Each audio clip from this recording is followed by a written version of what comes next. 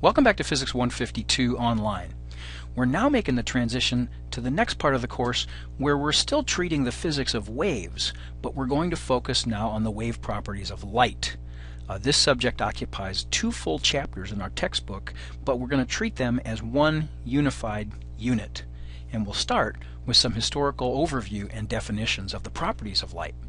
The nature of light has been a matter of some debate among scientists over many centuries. So, rewinding to the 17th century, there were 2 prominent spokesmen for the opposing views of the day.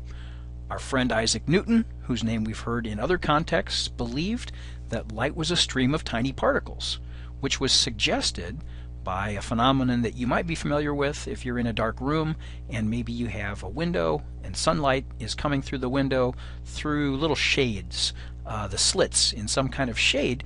It appears that light is composed of a ray, a stream that travels in straight lines through the slits into a dark room.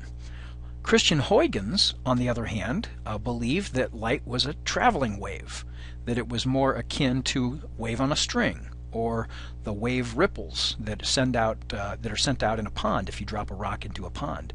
So these 2 views were opposing views, and Newton probably had the upper hand in the day because of his great prominence introducing the calculus and also the laws of motion. So, schematically, here's the big question. Was Newton right? Was light really a stream of particles, or was it more like a wave? And one of the difficulties, and one of the reasons why that question was hard to answer, was that if light really was a wave, as Huygens believed, it should have been possible to devise an experiment where you could see its wave properties, or where perhaps you could measure its wavelength.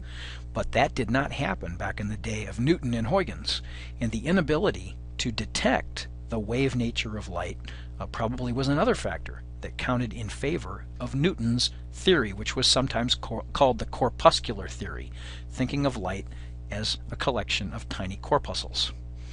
So what are the properties of light that were known to people back in Newton's day? Well, probably the value wasn't known very precisely, but not too long after Newton's time, the first crude measurements of the speed of light were made, and our modern value for the speed of light in a vacuum is used. The symbol c is what we use for this, and it's about 3 times 10 to the 8th meters per second.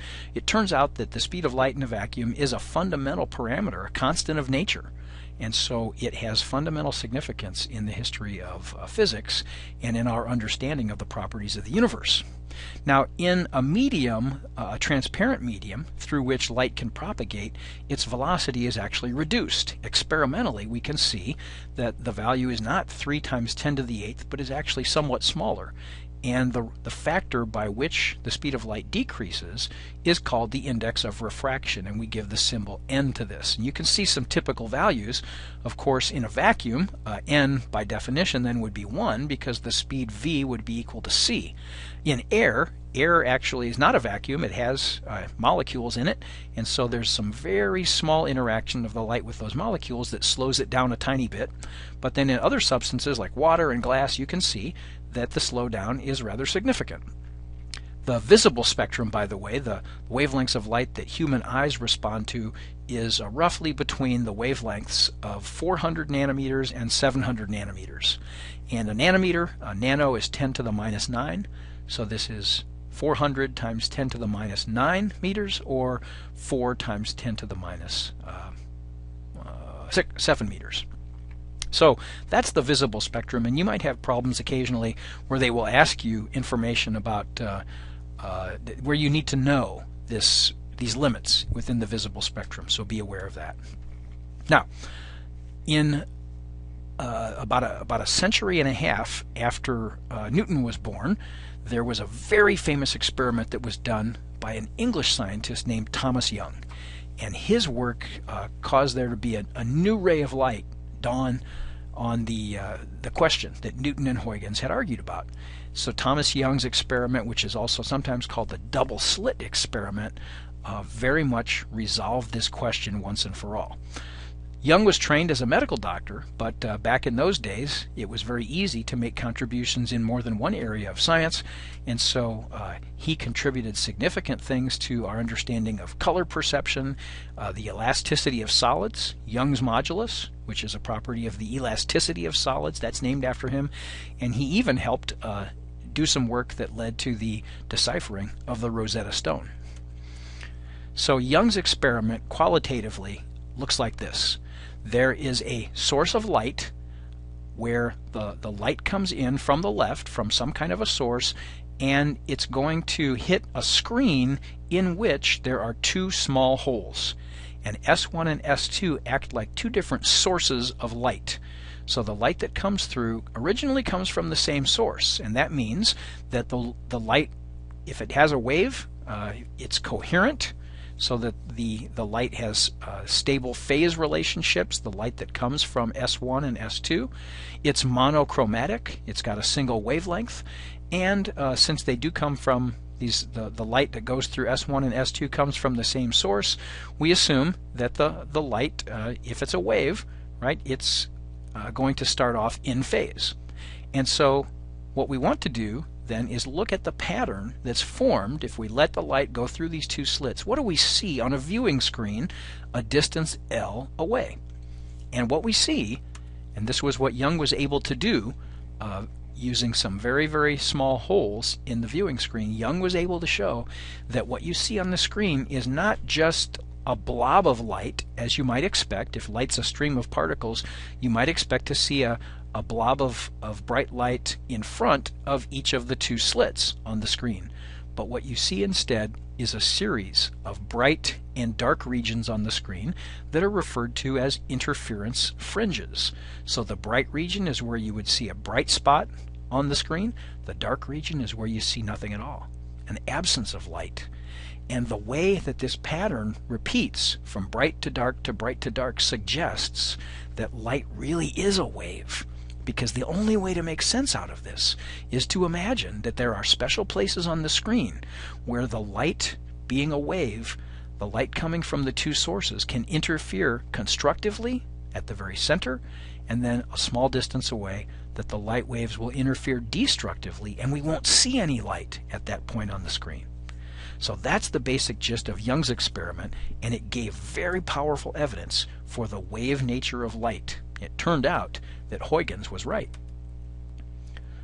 Now, what do we do quantitatively if we want to understand the location of those points on the screen that show bright and dark spots? What we want to do is analyze at a point P on the screen.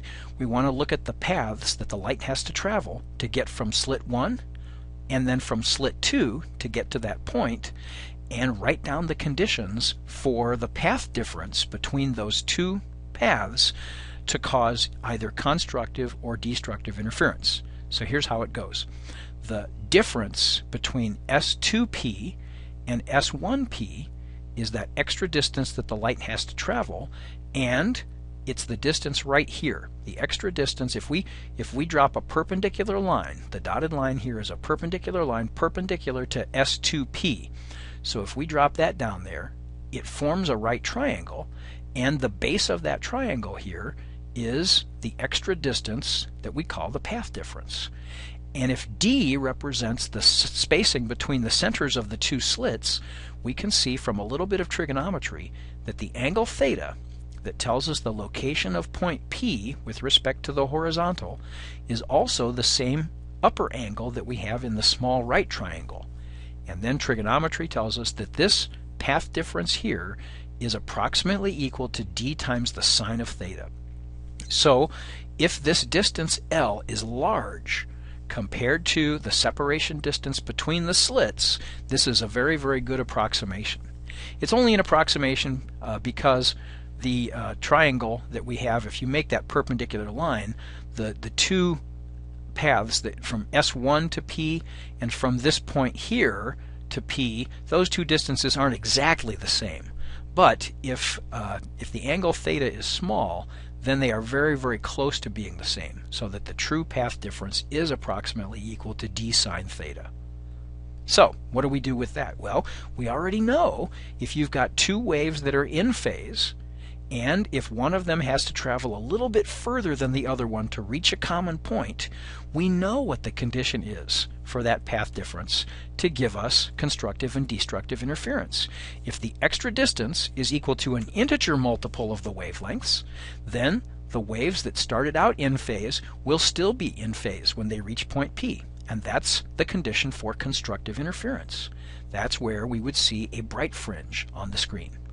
By contrast, if that extra distance, which is d sine theta, were to be a half integer multiple of the wavelength, that would give destructive interference. So if d sine theta is equal to an integer m plus a half times lambda, that's where we see the position of dark fringes. So the theta value that you get will differ depending on whether you plug in m lambda for d sine theta or m plus a half lambda. M in these two equations is simply an integer. The lowest value of the integer could be 0, right? Because if m is equal to 0, then d sine theta equals lambda. That would be where the extra path difference would equal one exact wavelength. So, if m is equal to 0, then d sine theta is just equal to 0, which would mean the path difference is 0. That's what you would get at the central point on the screen. And of course, the angle value at that point would be 0, right? M equals 1 would give you the first location away from the center of the screen where the path difference would be equal to lambda itself. That would give us the first bright fringe moving away from the center of the screen. So here is a quick example. I'll set it up right now and then we'll finish it off in class. Typical homework problem. If monochromatic light with wavelength of 632.8 nanometers, and this value is appropriate for a certain kind of red laser light, if this kind of light is incident on two narrow slits that are 0.1 millimeter apart, how far apart will the bright fringes be on a viewing screen that's 1 meter away? So let's draw a picture, as we always have to do in these kinds of problems, showing the light coming in, wavelength lambda, the separation between the slits is d, and what we're going to do is figure out this distance. We'll call it y1 because it's the distance from the center of the screen to the m equals 1 bright fringe. That distance will be the separation distance between the two fringes.